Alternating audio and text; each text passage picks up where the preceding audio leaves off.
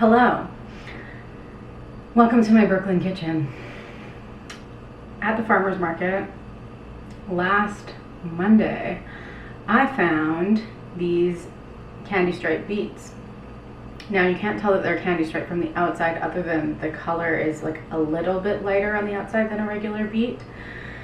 And we're gonna cook them in a way where the candy stripe isn't really going to be super visible.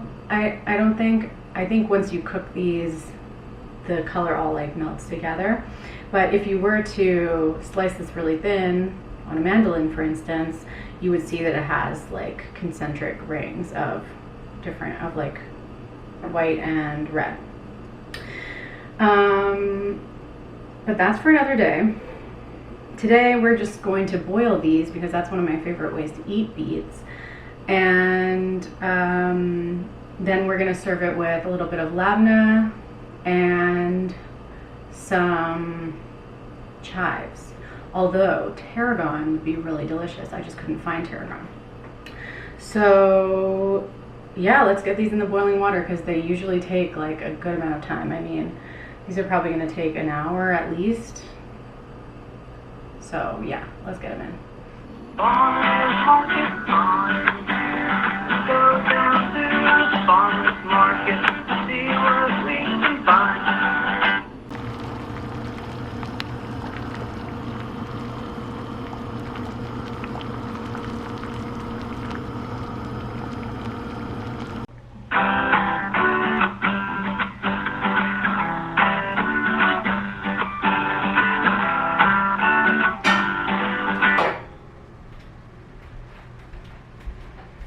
Okay, take a look. Here are our beautiful boiled beets. Now, as you can probably see, they are a bajillion degrees. And so we're going to just let them sit for just a second, but I have these, which are gonna help us later. Okay, but we're gonna let them sit for a second. Here's our labneh. It's like a cross between cream cheese and yogurt. And super tasty. I've left it out at room temperature so it's a little loose. And we're just gonna plate this on our plate.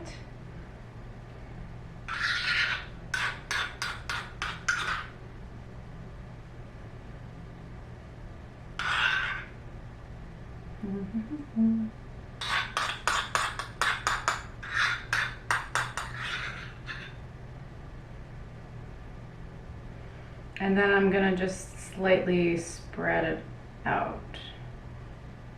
This is a lot, but that's okay. For 2 beets, it's probably good. Oh, I meant to add some salt to it. I'll add some now.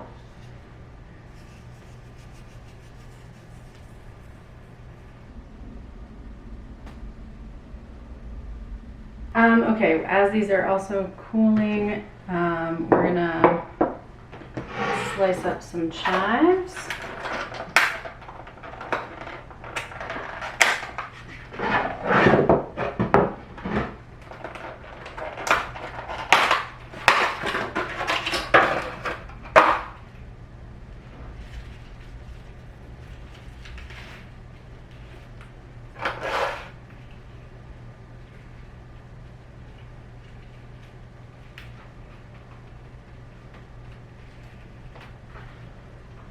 Okay, trim off the ugly ends.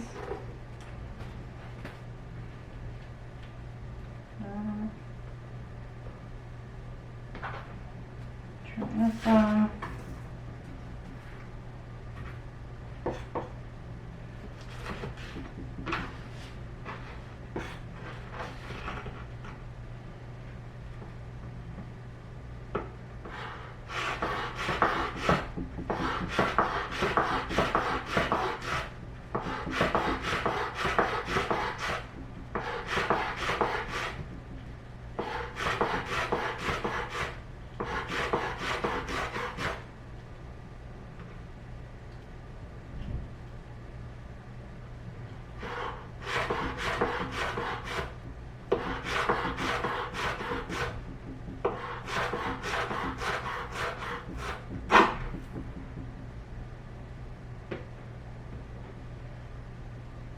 Okay, you have your beautiful pile of chives.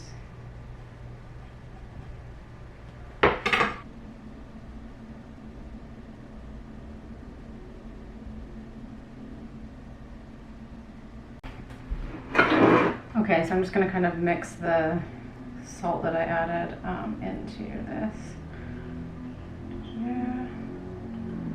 And then I'm gonna add the chives. And I'm gonna add some of them now and then maybe some on top after.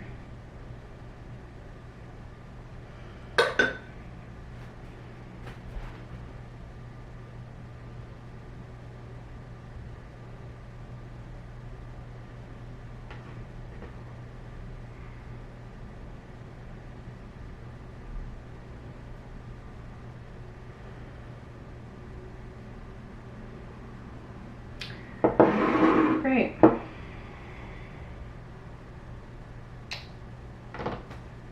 I want a little bowl. Okay. We'll save these ones for the end.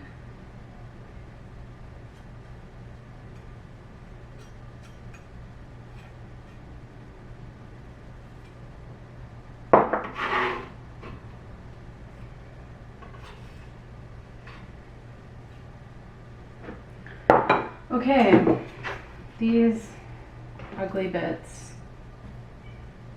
put them in a pesto if you want.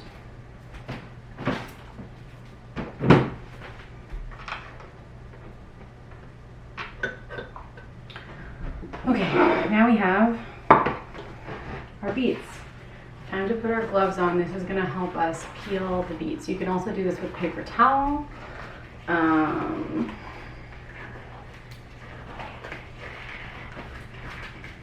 Yeah. Not recommended to do with your bare hands, and it's recommended that you peel these while they're hot, or I think the skin will like adhere to the beet.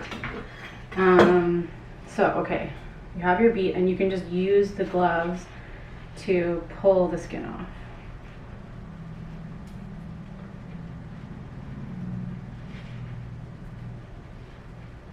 See?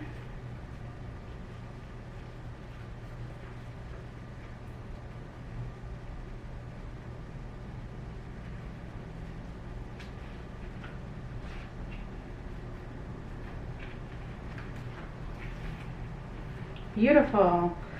Okay, there's one. And just do the same for the other one. And see how you can actually see that they are both red and white. Hence, candy stripe. But this isn't, you can't really, it's more when you slice it that you really notice the stripes.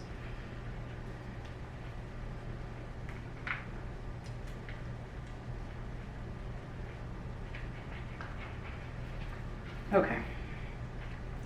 Beautiful. Oopsie. Get rid of these and the gloves.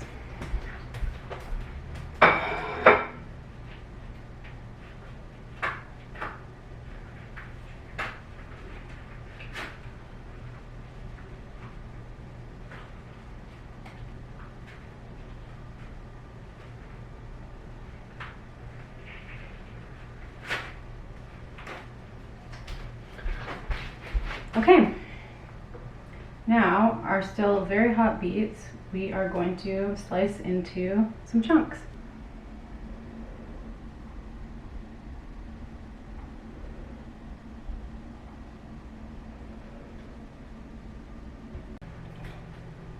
So they're still very hot, so be careful.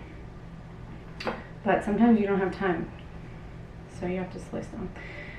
Maybe I'll do one slice like this so you can see what's going on here. Oh yeah. See? Rings.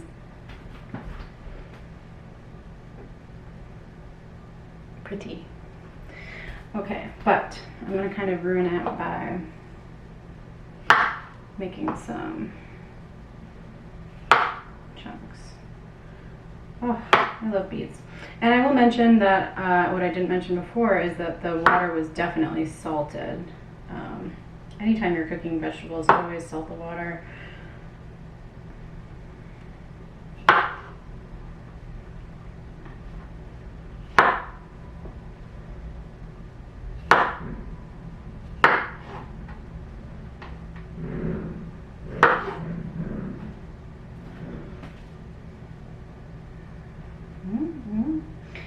your beet, like this one, has any kind of weird pieces, ooh, this looks nice. Check that one out. Just slice those little parts off that you don't like. If you're like, that looks suspicious, then get it out of there.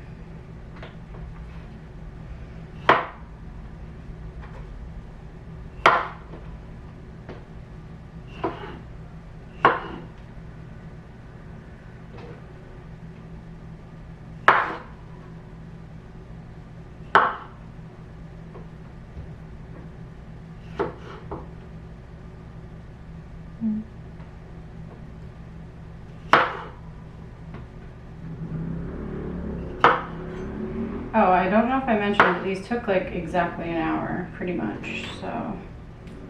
But you know that they're done if you can stick like I have these tweezers, I just like stab them in, and if it goes in all the way through, all the way, yeah, if it goes in like soft, then I know that they're done.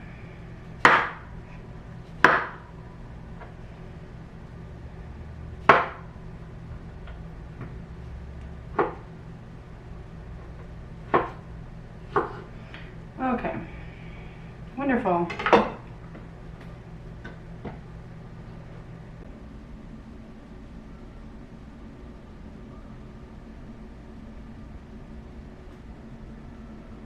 Oh my gosh, disaster. I didn't record myself plating this beautiful dish, but look at it now. You can imagine what I did. I just placed all the beets on here.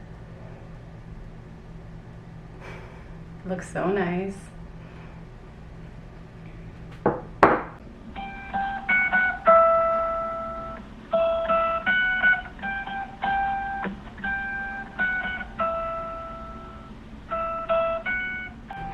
I'm gonna put 2 more beets on here just because I feel bad that I missed the tick. So this, imagine what it looked like. Oh, I'll take these beautiful beets, put them on, put one here, put this one over here.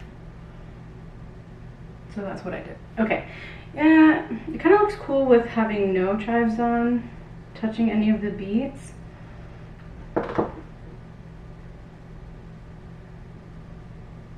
So I'm going to leave it like that. These chives and more beets are for another day. I have extra labneh in the fridge, so it's great. Okay, now I need a fork. I'm going to taste this. Oh, do I have one?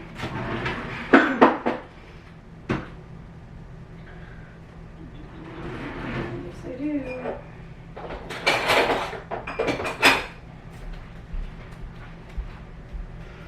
Okay, here we go. Maybe a little extra salt on top.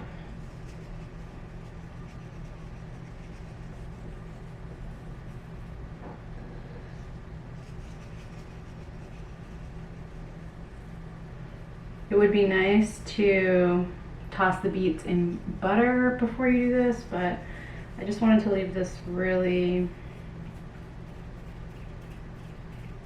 plain, but in a good way. Simple? No. I don't know. Simple sounds simple. I just think like the dairy from the labneh is maybe going to be enough. I don't want to see the streaks of butter on top. That's what I'm thinking about. Okay, let's taste it.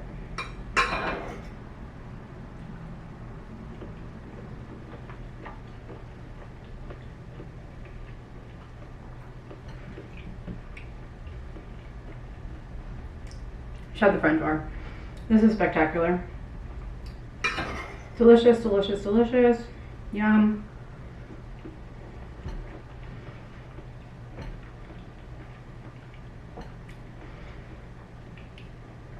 I can't think of a more delicious way. Well, there's so many delicious ways to eat beets.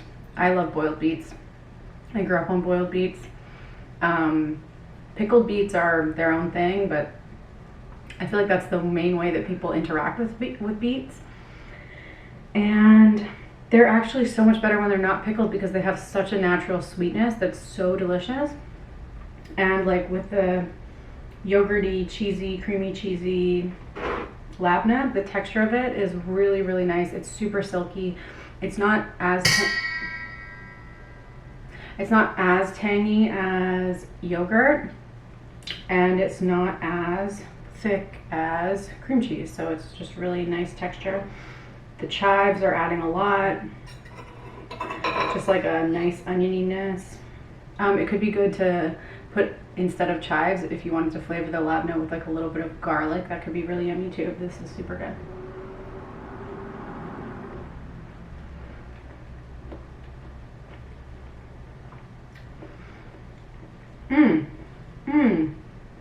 It's like first creamy and oniony, and then you finish sweet and savory. Like a beet is kind of sweet and savory. So, wow, damn, super good and beautiful. If you made this for somebody and plated it like this, they would be like, what the hell, that's so cool, because it tastes so good. So yeah, you could do like a big platter of this. I'm doing a lot of dinner party ideas, but this is great for, you could do like a big platter for a dinner party.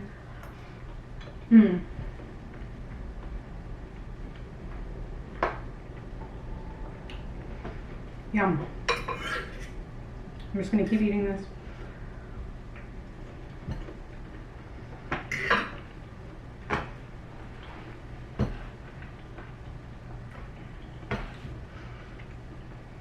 So good.